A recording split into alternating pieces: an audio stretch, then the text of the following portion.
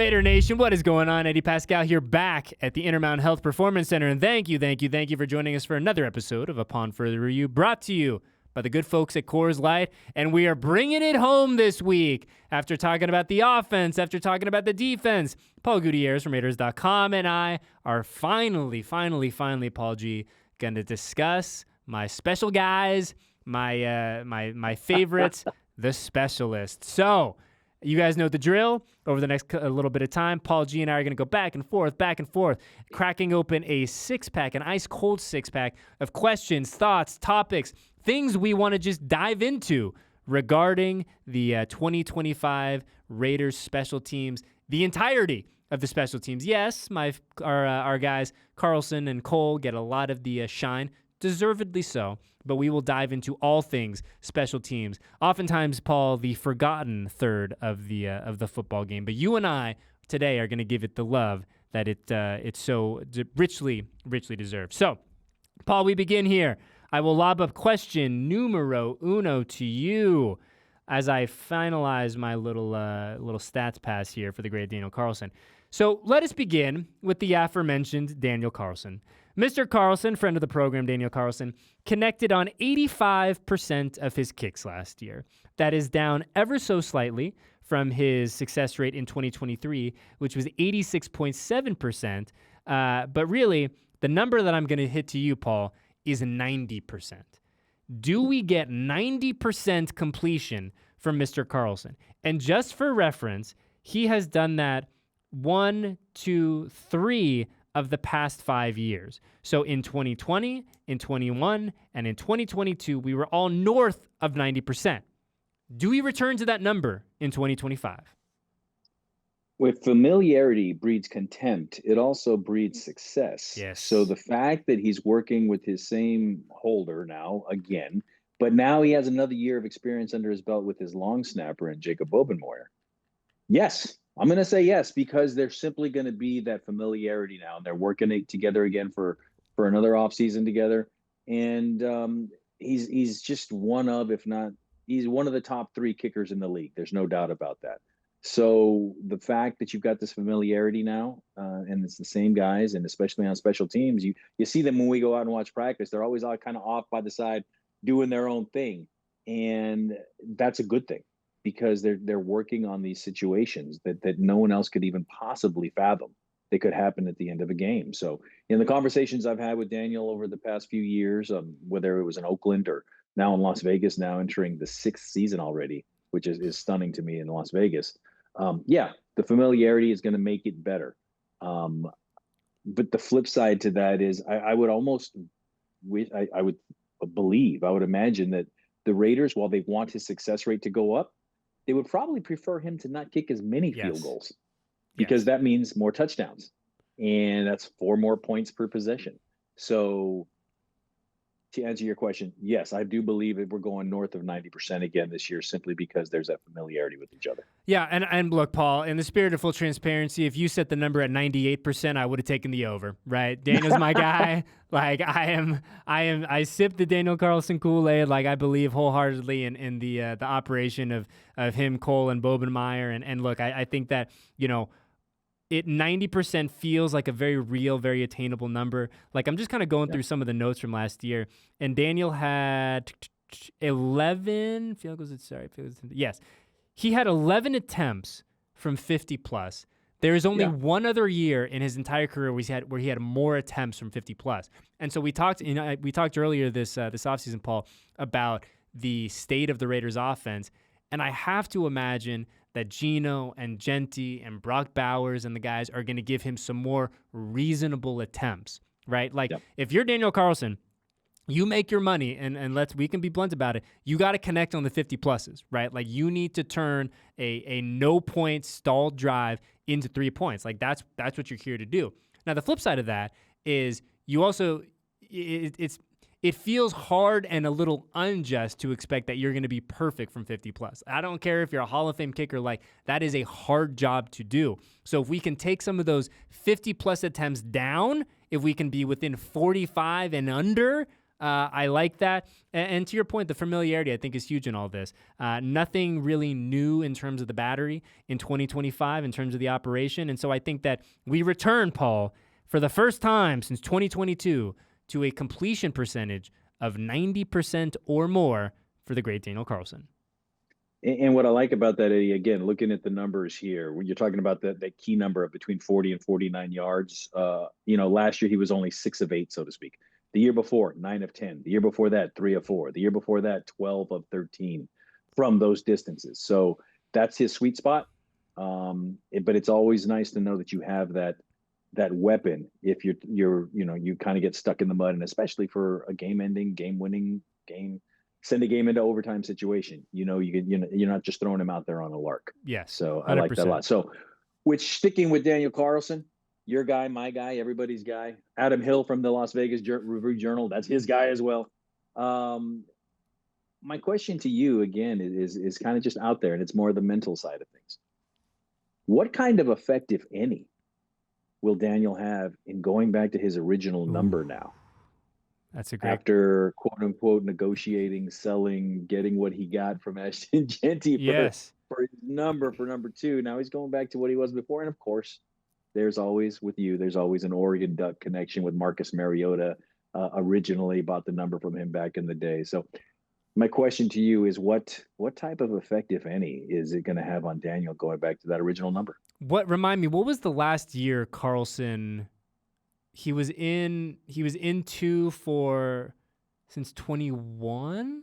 Since 21, yeah. As soon as Marcus Mariota got here. That's right. Okay. So that would be 21, yeah. I think because our guy Daniel Carlson is such a man of the people, is such a just a good dude, and I know that we talked about this because it was on Raiders.com, that a portion of the proceeds that Mr. Genty gave to Daniel have been donated to a very good place, right? This money is helping a lot of people, which no surprise is good for is kind of on brand for Daniel. But I think that the effect in the best possible way is going to be minimal. Because the man is such a professional. It does not matter if he is wearing 2, if he is wearing 8, if he is wearing 28, Paul G. Now, actually, real quick aside, just as I kind of make a little joke about that, I am so glad that you see that Daniel and AJ are in normal numbers, because so often with some of these specialists now across the NFL, especially the young guys, brother, they are in some ugly numbers. I remember, was it 2 years ago that we did the joint practices with the Rams? Yes. And I remember looking at their specialists, and they were in like 47, 51, and it was a tough one. So to have our guys in clean, professional, powerful numbers makes me very happy. In terms of the on-field impact, little to none in the best way. But the vibes of it, Paul, of donating money to a good cause, I think we'll get the particles in line, we'll get the vibrations going for our man Daniel Carlson. So that is where I come down on this. What say you, Paul G? I'm going to quote the man himself from the Raiders.com article written by yours truly. Shameless plug alert. What he told me, I had some good years in it, some good memories. So anytime you change a number, it's tough. But it wasn't like some super sentimental reason. I was number 35 in high school and 38 in college. That was part of the conversation with Ashton. Tell me why you want it. So there you go. Oh, I love it. I love it. A man of the people. And again, we talk about some of these, kicker, you see it across the board, right? Especially in college where there's 200 people on a roster on a game day. Yeah. The kickers and punters are always just in ugly numbers. The great kicker name drop, one of my favorite kickers of all time at Oregon, not so much for his on-the-field performance, which has been good. The great Atticus Sappington, I believe, was in number 99 last year for the Ducks, if I remember correctly. But yeah, too often, Paul, we see our guys in these gross numbers. So the fact that, he was he in 95? What is this? Let's take a look at this number. Was he in 95? I just like the name. I think it's an all-conference name. Oh, whatever conference Oregon's in now. It's a first-team All-Pro name. Now he's oh my God! Literally, they just changed his number. Paul, guess what he's wearing now? He was 99 before. Yeah, I believe so. 36. Okay, That's a bad number. That's a bad number. It's a bad number. I don't know what yeah, I mean, what other position would use that? A safety? Yeah, because running backs be in the 30s?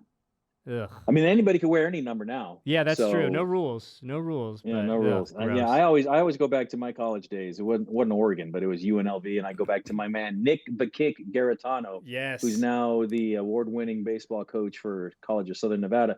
He was number 13 as a kicker for UNLV for the 1994 Las Vegas Bowl champion UNLV Rebels, who beat your Central Michigan Chippewas in the Las Vegas Bowl. Ah, yes, the mighty Central Michigan. Number 13. Yeah, number 13 and number 1 in our hearts. Okay, shifting to question number 3, Paul.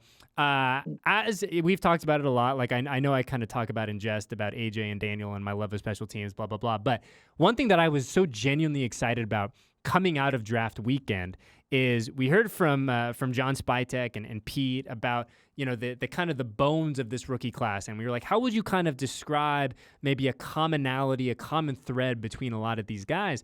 And they said that, not for everyone certainly, but for the collective, there's going to be a commitment to contributing on special teams, which was music to my ears. One guy in particular, and I am really excited to watch play football in general in 2025, but particularly see where he contributes in special teams, is the great Tommy Mellott. So what do you think? And again, without giving away state secrets and without, having the understanding that we are recording this in July and we are some time away from real football, but what do we think is going to be his role on special teams, right? Like, he's certainly a guy that's comfortable having the football in his hands, making plays. It sounds like we're going to see him on some coverage units. For our new friend Tommy, what do we think special teams has in store for him this season?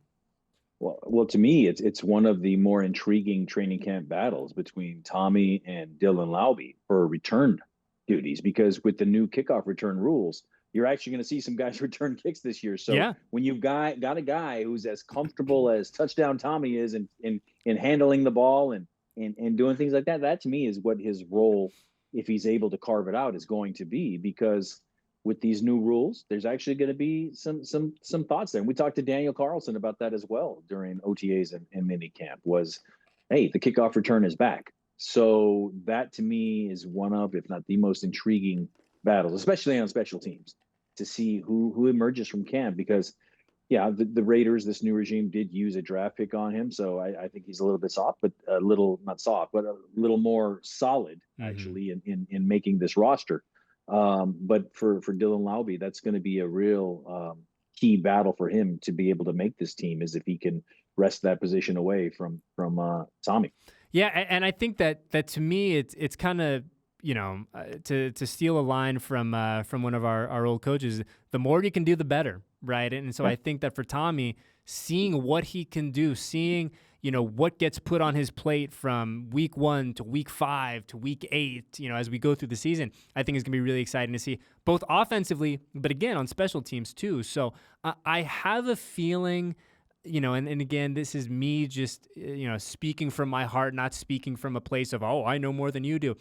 I have to imagine they're going to try to find a way to get the ball in his hands, particularly on some of these kick return opportunities, these punt return opportunities, and just, figuring out a way to let your athletes be athletes. And Tommy's an athlete, right? He's a dude who, I'm sure is an incredible hooper on when you're playing pickup down at the gym, right? Like, he's a dude who is just a good athlete. So finding a way to play to the strengths of those type of guys, Tommy in particular, is going to be really exciting to me. And again, if he can contribute on special teams along with the rest of this Raiders rookie class, you're going to have a very happy Eddie Paskal as we go through the start of 2025. All right, Paul G, what do you got for me? Special teams wise here, and I'm gonna divert here a little bit when we're talking about our other friend AJ Cole punting the ball. He's obviously starting to elevate himself into some legendary names within the roster, but he takes a special pride. And again, I'm kind of scooping myself here with something that I'll work on during the season, but here at Raiders.com, we're all family. So the pride that he takes in going out there to call the opening coin flip when they're on the road. Yes. He takes very seriously. This is very seriously. This is more, very seriously. And this is more this is not, is he going to be better this year? I think, because I don't have the numbers in front of me, other than I know that he was below 50%. His winning percentage was under 500, but that was incorporating everything. And I'm like, you can't really, and I told him this, I said, man, you can't take credit when the other guy's making the call. It's just when you make the call. He said, oh, no, I take credit for all of them. Okay. So my question to you, Eddie, regarding all of that then is this. Will he have a better winning percentage when he's actually making the call this year than he's had in previous years? And you said he was under 50% last year, right? He was under 50%. We can confirm that. Yeah. I'm going to say the law of averages are going to fall in the favor of Mr. AJ Cole, right? And again, we talked about some of the good energy headed towards our specialist with Carlson donating that nice sum of money to a group of very deserving folks, right? I'm going to say it's going to trickle down to Mr. Cole, and we're going to go north of 50. And I promise you this, I'm sure this is eating him up. Like, seriously, like I'm sure that he has probably spent he has spent too much time this offseason thinking about that and how to get better. And AJ, I think one of the great things about AJ is, and I tell him all the time, I was like, dude, 20 years from now, when you're done playing football, when you say, hey, I'm done, like he's going to make himself a lot of money on TV and podcasts and making content, right?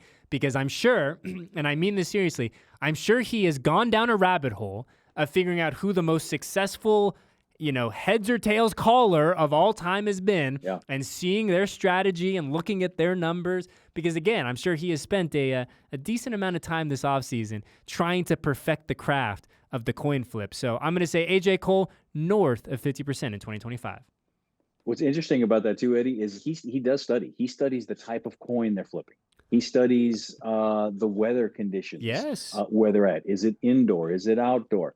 And who the referee is, and that's actually flipping the coin. So there's an actual science to what he's doing, and yet it really is as simple as the flip of the coin. Yep, heads or tails. Heads or tails. Well, we talked about AJ Cole and some of the lighter side of what he brings to the table, but I did want to shift us back ever so briefly, Paul, to some of the more, in a good way, kind of serious things that AJ does. Because, as I was going through kind of our prep for today's show, I was going through our season in review release and kind of seeing where he stacks, in a lot of the year-end kind of metrics. And, like, no shocker here. Like, he is number one or number two or his top five in damn near everything across the NFL in 2024, right?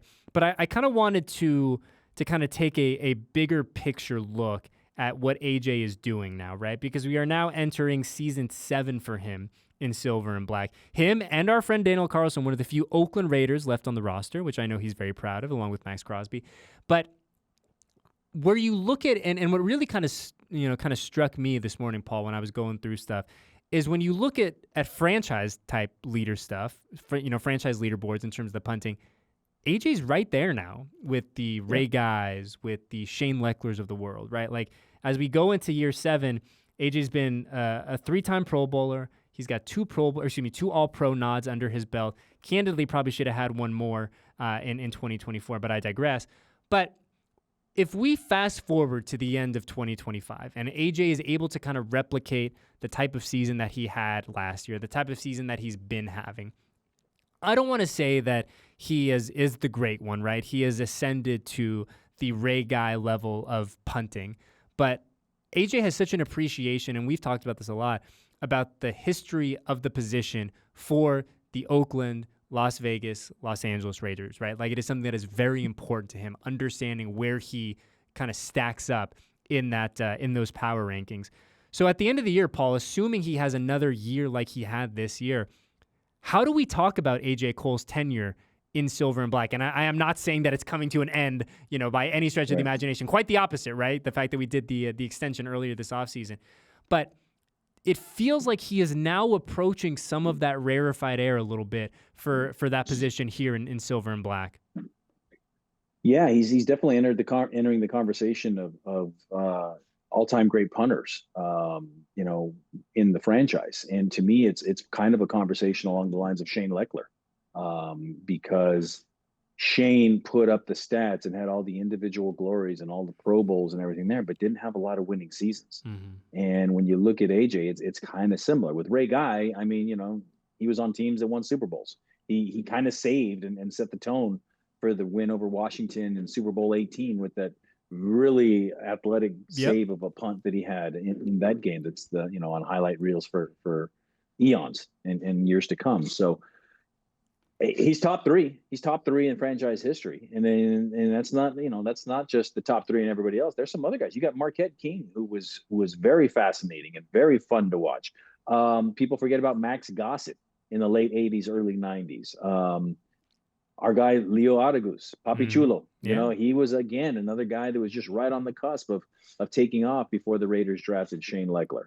And remember, Shane came in with Sebastian Janikowski, keeping it on the special teams slant here. So he's definitely top three, and I think he's starting to nip at Shane Lechler's heels a little bit, depending upon how many more honors he can get. And if this team wins games and gets in the playoffs and has more high-profile games than the rest of the country and award people that give the awards, they're going to start to notice. So, yeah, he's nipping it. To me, he's nipping at the heels of Shane Lechler right now. Yeah, and let's be clear. Like and you and I have this conversation. I think that it's only a matter of time until Shane Lechler gets in the Hall of Fame, right? I feel like that is coming, hopefully sooner than later. But the fact that AJ has kind of launched himself, elevated himself, punted himself, terribly said, into that conversation, I think is a credit not only to him, but a credit to the special teams groups that have been built around him over the past couple of seasons. And again, I think you hit the nail on the head where,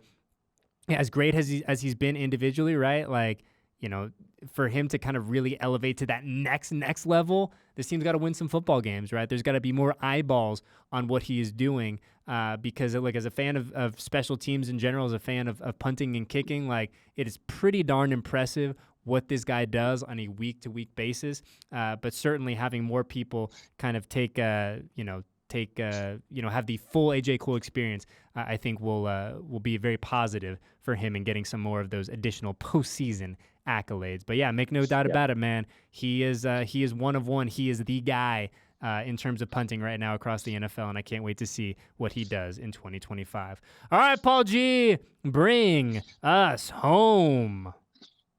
When does Daniel Carlson set the all-time record for longest field goal kicked in a game? In a Raiders game or in NFL history? NFL history. What are we at right now? 60... 66? 65? I'm hearing 66 in my ear, Paul G. All right. So you got the additional, being indoors. Yeah.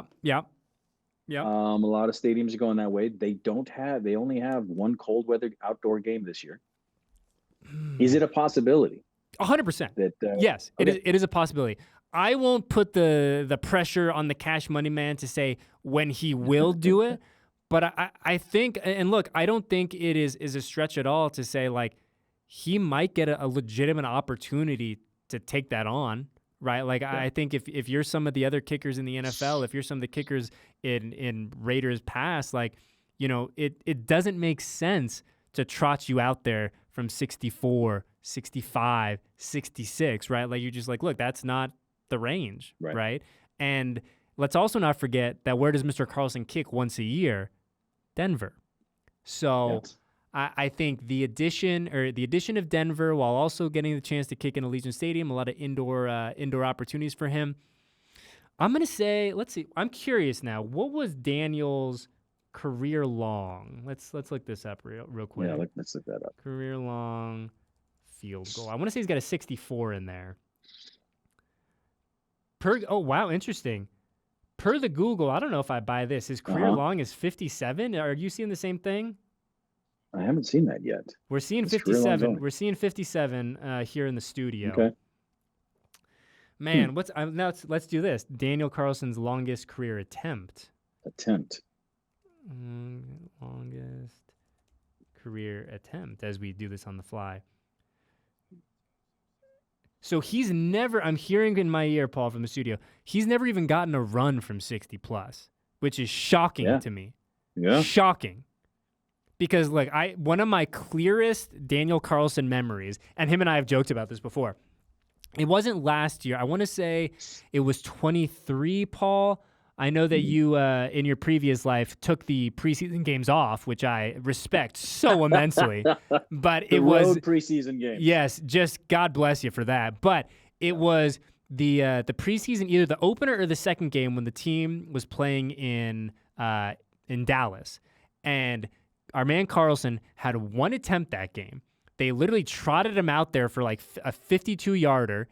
He knocks it in. It felt like he had like 8 or 9 yards to spare. And then he just went and sat back down. And I remember looking over at someone and said, yeah, he's ready for week 1. He's good. Put him on ice. Like, we don't need to see anything else. So I'm going to say he's going to get a shot at some point. And against, similar to AJ, like, this is a dude who is going to be able to kick and play football as long as he wants to, right? A guy that, similar to AJ, keeps himself in incredible shape, is constantly tinkering, constantly trying to find a ways to get a little eensy-weensy bit better. So he's going to get a shot at some point. I think a lot of the, what am I looking for? The external kind of, help me out here, Paul. The external factors are going to give him an opportunity to do that. Whether or not he connects from 67 is going to be on him and the conditions and the way the ball bounces, right? Because we know the football has a way of bouncing a funny type of way, but he's going to get a shot, man. I really believe that he's going to get a shot, and I would love nothing more to see Daniel Carlson in the history books for that. No doubt about it. And you're talking to a guy who was there in the stands, in the press box, actually, when Sebastian Janikowski was trotted out to try a 76-yarder. Okay, all right, let's do it, Paul. I want to, like, now that enough time has passed, right, where enough errors removed from all that, you're sitting in the box. It was at the Coliseum, right? I was at the Coliseum. What do you think when Bass trots out there in all of his glory to try to make that kick? And I encourage everyone, hey, go to YouTube and just look at the highlight. Like, it's 100% worth your time. But what are you thinking at that point?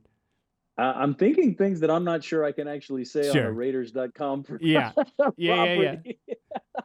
But I remember thinking it was like, okay, if there was ever a time to try it, this is it. It was the end of the first half. Right? Yeah. Nothing else was going to happen. There was nothing really on the line. Just let him go out there and try it. But when I saw there was two things that were happening, they were kind of thumbs up the nose to leadership at that point in time, because the Raiders were wearing white uniforms at home for no reason at all. It wasn't a throwback game. It was nothing. So the coach at the time decided, we're going to wear white at home, which really upset people up top. Yeah. And then they're going to try this.